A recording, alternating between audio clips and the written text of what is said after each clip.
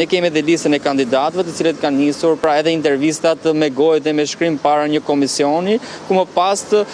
aplikantët të cilët kanë marrë pikët më të larta, pra të cilët kanë kaluar pragun e 70% të pikave, shpallën fitues dhe më pas drejtori i përgjithshëm i policisë së shtetit Skënder Hita ka të drejtë që në listën fituese pra të përcaktohet dhe të emërojë pra drejtuesit e qarqeve në Durrës, Fier, Lezhë, Kukës, Tiranë dhe Vlorë.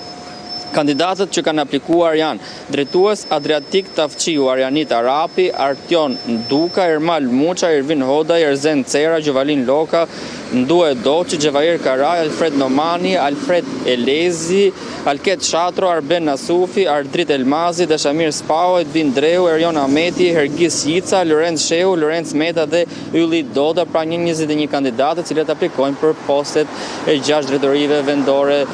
të vendit. Sa i përket kandidatëve favorit për të marrë pra drejtimet e këtyre qarqeve, për qarkun e Fierit pritet të kemi një riemërim, pra një konfirmim të Erjon Ahmetit, i cili është i komanduar, ndërsa në qarkun e Durrësit kandidat potencial është Ervin Hodaj, i cili po ashtu është i komanduar. Në qarkun e Lezhës kandidat potencial për të marrë drejtimin e këtij qarku të rëndësishëm janë drejtues Ndue Doçi dhe drejtori aktual i komanduar në qarkun e Lezhës Arben Nasufi, po ashtu edhe për qarkun e Kukësit ka kandidatura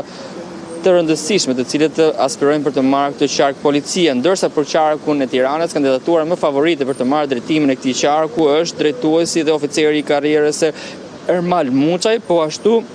kandidat potencial për të marrë dhe drejtimin e policisë të Tiranës përveç Ermal Muçajt është edhe Ervin Hodaj, por do të shohim përfundimin e konkursit të ditën e sotme dhe më pas komisioni i ngritur nga Drejtoria e Përgjithshme e Policisë së Shtetit do bëj pikëzimin e të gjithë kandidatëve, do shpallet lista fituese dhe më pas firmën e fundit e head kryepolicisë Skënder Hita, i cili bën dhe emërimet të përkatëse në bazë të ligjit për policinë e shtetit. Kujtojmë që në parlament një deputet i Partisë Socialiste ka depozituar ndryshime të rëndësishme në ligjin për policinë e shtetit, duke hequr pra këto konkurse që po zhvillohen ditën e sotme dhe më pas kryepolici nuk ka të drejtë të zhvillojë gara apo konkurse, por ka të drejtë të imërojë direkt pra drejtuesit e qarqeve pa zhvilluar pra procedurat me konkurse dhe gara të gjata. Po ashtu Suela ditën e djeshme pas emërimit të Edvin Dreut pra si drejtori i komanduar i qarkut të Vlorës, më parë Edvin Dreu mbante postin e drejtorit të kufirit të Tiranës, është emëruar dhe drejtori i komanduar në kufirin e Tiranës drejtuesi Ermal Haxhi.